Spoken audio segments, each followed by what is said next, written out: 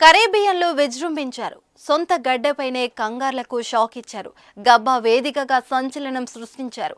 దాదాపు 21 ఏళ్ల తర్వాత ఆస్ట్రేలియా గడ్డపై తొలి టెస్టు విజయం నమోదు చేసి విండీస్ చరిత్ర సృష్టించారు.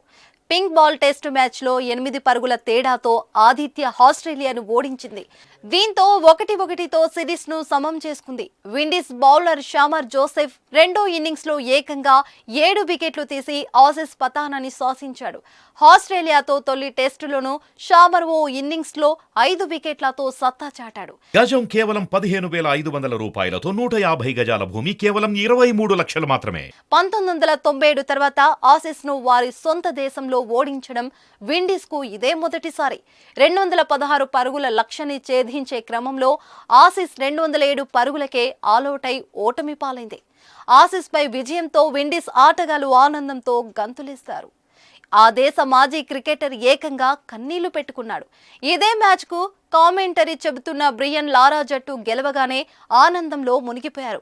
సంతోషాన్ని పట్టలేక కంటతడి పెట్టుకున్నారు.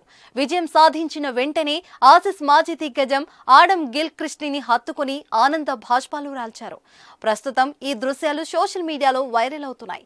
విండీస్ జట్టు ఈ విజయం చాలా ఆత్మవిశ్వాసాన్ని తెచ్చి పెడుతుండడంలో ఎటువంటి సందేహం లేదు. ఎందుకు గబ్బా వేదికలో ఆసీస్ ను ఓడించడం అంత ఆషామాషి కాదు. హేమా హేమ్లీ జట్లకే ఇది సాధ్యం కాలేదు.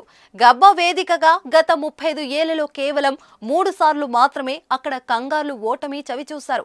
1988లో విండీస్ చేతిలోనే ఓడగా 2021లో భారత జట్టు షాక్ ఇచ్చింది. మళ్లీ ఇప్పుడు వెస్టిండీస్ చేతిలో పరాజయం ఎదుర్కొన్నారు. కంగార్లకు పెట్టని కోటగా ఉన్న గబ్బాలో విండీస్ విజయం మరుపురానిదే. వరల్డ్ కప్ కు అర్హత సాధించలేకపోయిన వెస్టిండీస్ జట్టుకు ఈ గెలుపు కొత్త ఉత్సాహాన్ని ఇవ్వడం ఖాయం.